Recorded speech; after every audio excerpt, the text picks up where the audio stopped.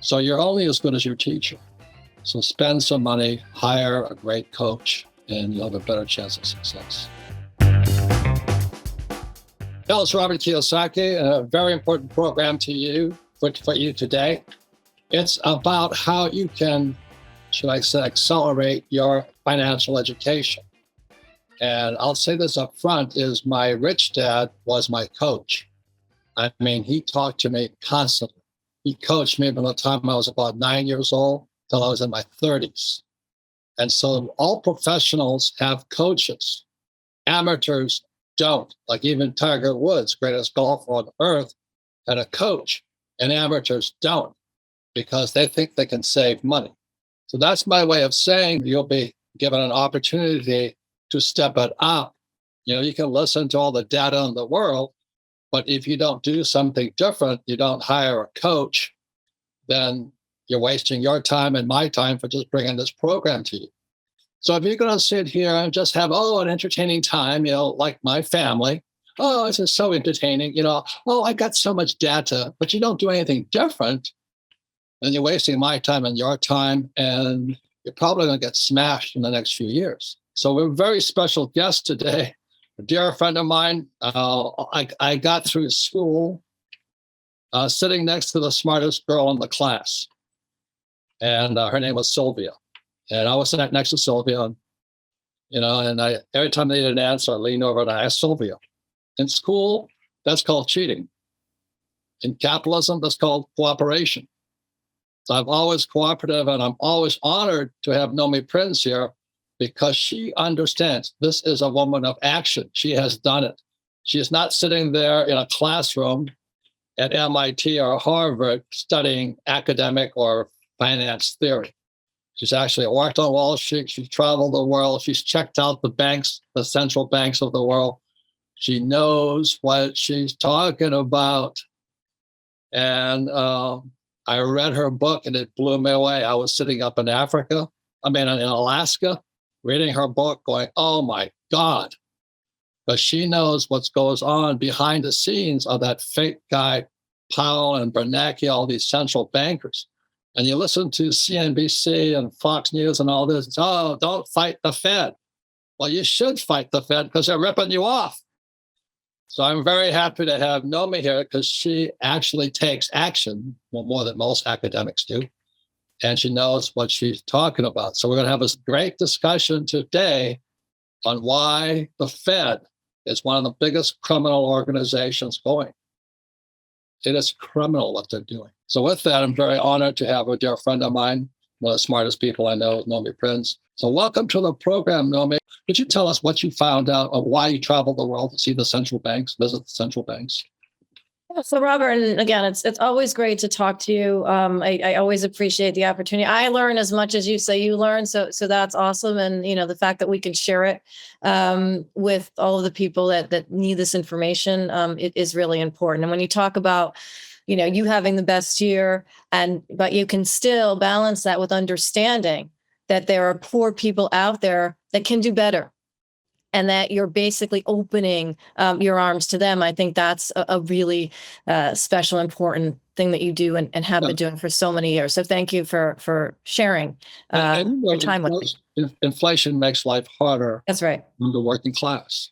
That's right. So the reason I travel, and it's actually a part of traveling to central banks, is also traveling to countries and seeing how people are actually living and how they're impacted by things like price inflation for numbers of years. I mean, I started talking to central banks in the 90s. I didn't just start when everybody started paying attention. I've been doing this for decades. And what I've discovered as things have evolved is the power of central banks around the world, whether that's the People's Bank of China, the Bank of Japan, the European Central Bank, and of course, the Federal Reserve has only increased. Talk about inflation. Their power inflation has gone off the charts, particularly since the pandemic. Now, it was already very high since the financial crisis. What the Fed can do is create money out of nothing. Now, people say that's electronic, that's printing money. They're not printing. They are fabricating. They're manufacturing money that has no connection to actual worth, to actual value, and certainly to the actual economy. And the reason they are able to do this, one, because Wall Street and basically Washington created the Federal Reserve Act of 1913 to enable them to have that power to help Wall Street and Washington to look good because Wall Street is helped when it needs it, but also because there was never been a limitation to how much fabrication of money the Fed can do. And every time you fabricate money, I can't, you can't, we make money, right? That's different than fabricating it out of nothing. You're investing in real estate. It has a return. You bank it, you move on. That's doing something actual. The Fed doesn't do that, right? The Fed creates it from nowhere. And the problem with that is the more that money is pushed into the system without an actual source, without having done anything to get there, right? The more that happens, the more devalued money actually is. And so what happens is we have all of, I call them distortions between financial assets, paper assets, and physical assets, whether they be what people actually have to put in their tanks, like, talking about the high price of fuel, whether it is gold, whether it's copper, whether it is real estate. These are physical assets. And they are basically hampered by what the Fed is doing by blowing up money. And it's not just the Fed. This is something that's happened throughout the world since the financial crisis and then the compounded effect of the pandemic. There is $31 trillion of fabricated money attached to no economy, to no investment, fabricated money, just with the four main central banks of the world: the Federal Reserve, People's Bank of China, European Central Bank, Bank of Japan. Just four. If you add all the other ones in there who will follow the Fed, who want to basically do what the Fed is doing to basically incur favor on that basis, it's $41 trillion of just fabricated money that deflates the value of money. We've inflated the prices of real assets, and that's where this distortion has gotten just so out of control. Right. What Nomi's talking about here, if I produce this marker here, I'm producing a product and I sell it. That's money. But they don't even have to produce this. They just produce the money. Right. And again, is what Nomi is talking about is 1913 was the Federal Reserve Act, but it was also the start of the IRS. Right. Because the dollar and taxes go hand in hand. And so that's why I say the rich get richer, the middle class pays more taxes, and the poor starve because food is a tangible asset. And, I have more than enough money, but I'm in shock. I was at Safeway last night going, how do people afford this stuff? So that's why, I love and trust Nomi because she understands how the central banks operate, and central banks. I mean, isn't central banking more Marxist than capitalist, Nomi?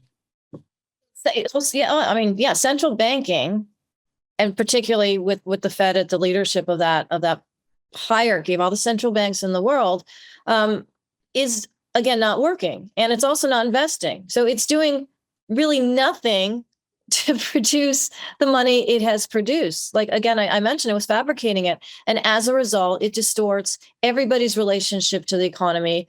It is what increases anger amongst poor people and amongst the middle class because their money isn't going far enough to basically pay for the inflated prices of the things they need in their lives to move forward or just to even stay in place. And that increases the anger. And you see this throughout the world. It's not just even in the United States, but it emanates. It does emanate from the Federal Reserve because other central banks really do take their cues now. I mean, they're not necessarily supposed to, but in these last few years in particular, and since the financial crisis, this explosion of money creation has been really headed by the Fed with no limitations. You talk about, Robert, that there are limitations put upon people in terms of how they can potentially behave or, what they can do or whatever that is. There are no limitations put upon the Fed. And as such, they are basically sort of, they are a criminal organization because they're not involved in the creation of anything real. And as a result, it hurts people who are in that actual real world. And this is something that I don't see changing because there's no beatback. Federal Reserve Chairman Jerome Powell, right? Apparently his wealth has gone from $25 million to $60 million in just the last 2 years. Now you sit back and you're like, okay, fine, pal, awesome, great for you. But how did he do that? Well, basically, he's at the head of the organization that can actually create its own wealth out of nowhere. So when the Federal Reserve has a policy of creating money, it basically gets inhaled by Wall Street. It gets borrowed against, debt accumulates. The financial markets do rise, but it's all basically, predicated on this paper creation. And then Powell is in this position where he can create the money that allows him to become rich without actually doing anything but creating the money, right? So it's this complete circle whereby Powell gets rich, and he's invested in the same companies that he's basically providing free money to. It's a brilliant gig. I mean, if you think about it, I'm sure you work way harder, Robert, to make your money than Powell is doing right now by just putting some policy in place that he has 100% power to be able to do. Well, I do it legally. And there's a difference, because weren't some of those Fed guys caught for insider trading? Well, and that's the thing. Yes. I'm glad you brought that up, Robert. A number of Fed officials throughout the different Federal Reserves, there's 12 different sort of pieces of the whole Federal Reserve system in different states. There's a New York one, there's an Atlanta one, so forth. They resigned for personal reasons because it turned out that they had some questionable stock trades. Now, Powell, who runs the Federal Reserve, got reappointed to another term. So there is even in the Federal Reserve System, the people who aren't necessarily at the very top are the ones who sort of mea culpa resigned for personal reasons because of what they were doing in stock trading. And Robert, this is something that goes throughout Congress.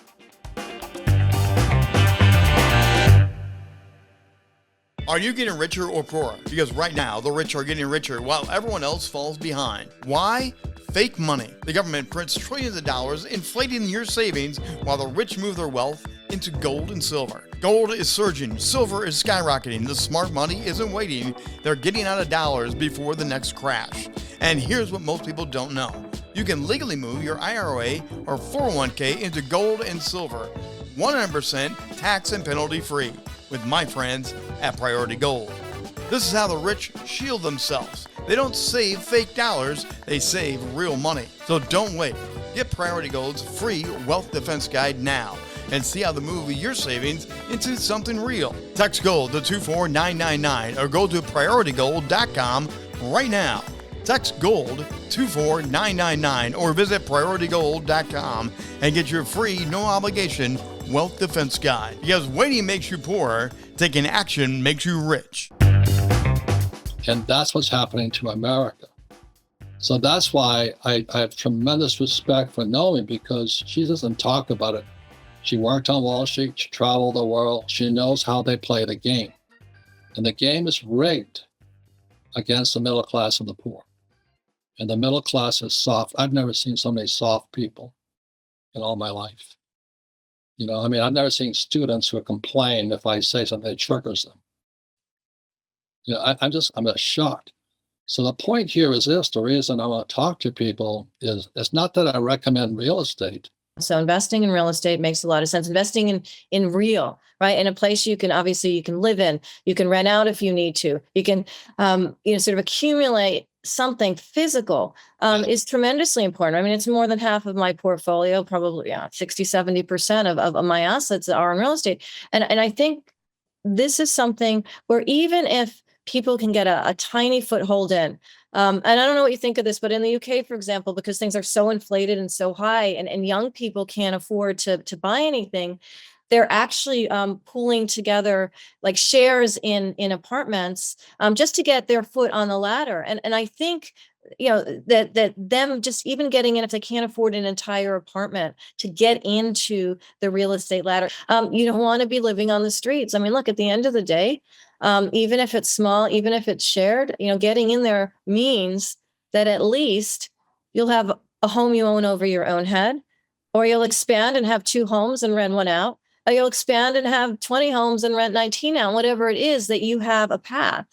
For those of you, this is my concern, Nomi.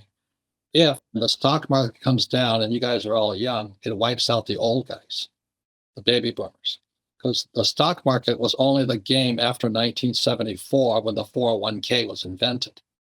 So we have a 60 million, I don't know how many baby boomers in America and throughout the world, because you see the world.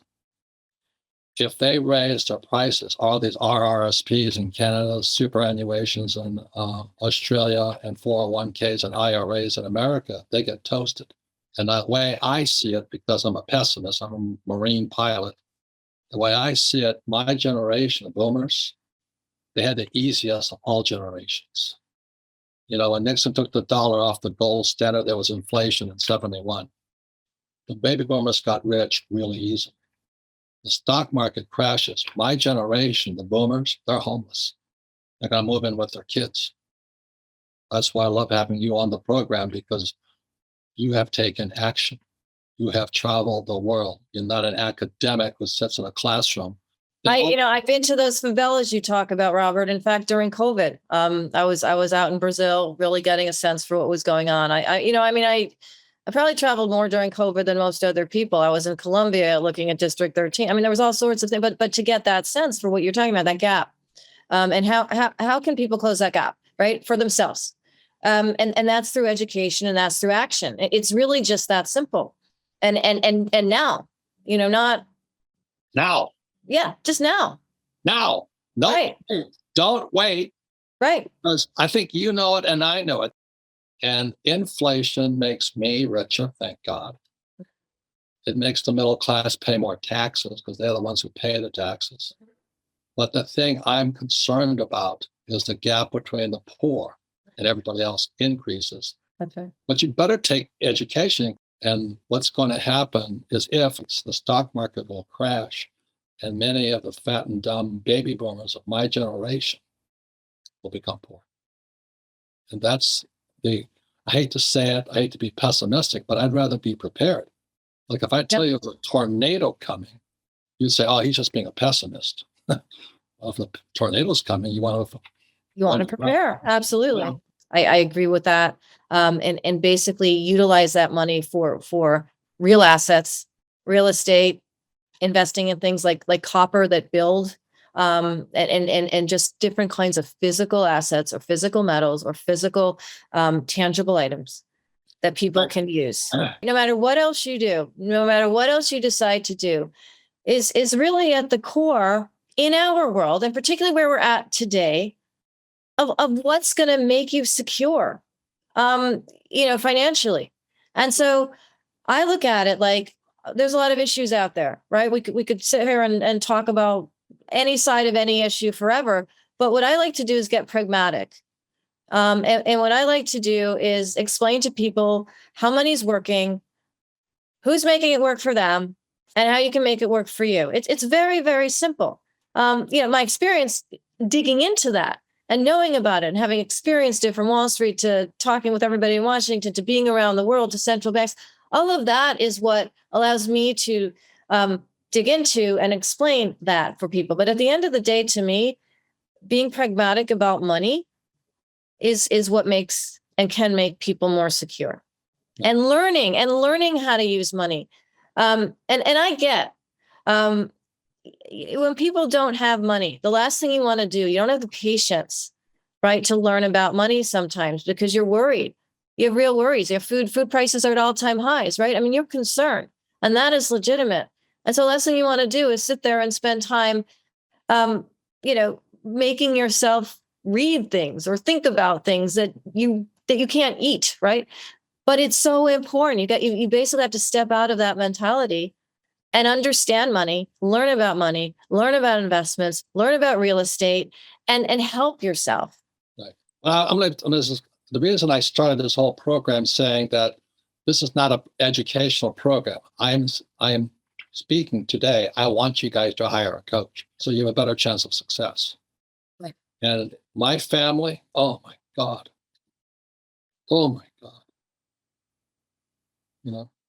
I have friends, outside my family. I know more than you because I have a real estate license. I said, well, how much real estate do you own? None. But I have a license. I'm a professional. I said, well, how much real estate do you own? None. But they're giving advice. So please share me. The reason I pitch coaching and all that is my rich dad was my coach. He slapped my head until I was 35 years old. I mean, slapped my head, not really slapped me, but said, hey, wake up. Wake up. Did you check this out? Did you check that out? Did you do this? Did you do that? So you're only as good as your teacher. So spend some money, hire a great coach, and you'll have a better chance of success. And the reason I love and respect Nomi so much is she is a woman of action. She's not just a teacher standing in front of a classroom. The idea of having a coach and having one is money so well spent, because you're basically leveraging off of someone else's experience. You're going to be able to take action. Like someone else has been in the war zone, right? They've gone through the ups and downs of buying and selling real estate. They're there to basically, it goes, I used the word pragmatic before. It's like, would you rather, have someone who just has a license and doesn't buy and sell their own real estate, tell you things, or would you rather have someone who's bought and sold their own real estate? I mean, it's obvious, right? Yeah. And so that idea of having that expertise in a coach makes so much sense, whatever the outlay is, because it's only going to come back in spades, because you're going to get the benefit of someone else's experience and someone else's knowledge and someone else's work. And you're going to be able to leverage that. I have great coaches. Right. Great coaches. And that's why the rich get richer. I don't pretend to know anything. That's Anyway, right. Nomi, I have tremendous love and respect for you. Keep up the good work. Thank you. We're in a day. My question is, how much longer can they keep playing this silly game? How much longer can the central banks keep practicing communism and nobody calls them on it? That's a fantastic question. It's like in physics, right? A power can only stop if it's met by an opposing power or energy source or whatever that is. In central banking, there is no opposing power. And we're literally, I mean, there just isn't. If you can basically create double the amount of money you had by doing nothing, and there is no opposing power, right. They can keep this going. Right. This is why it's so scary. They can continue to distort, and they continue to create more inequality and say they're doing it for the benefit of the real economy and for people, and they can keep going when they need to do that. Right. That's where we're at. I mean, I wish I could say there's going to be some end to that ability to distort the real economy from the markets, but there isn't.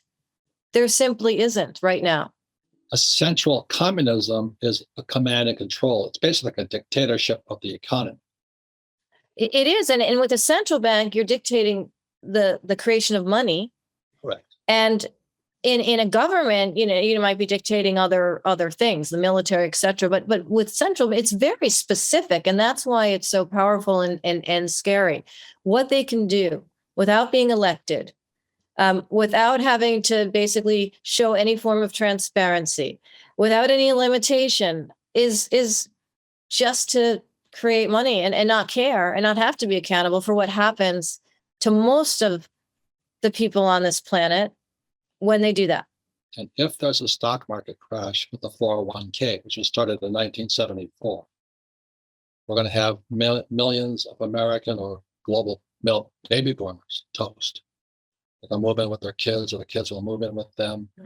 No. I think that's our theme for today, Robert. Now.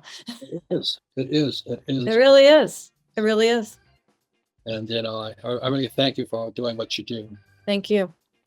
Please don't be like my family. Please don't be like them, because they have master's degrees and they have real estate licenses. They're broke. They're like my poor dad. Highly educated, poor people. Don't be one of them. Thank you all very much.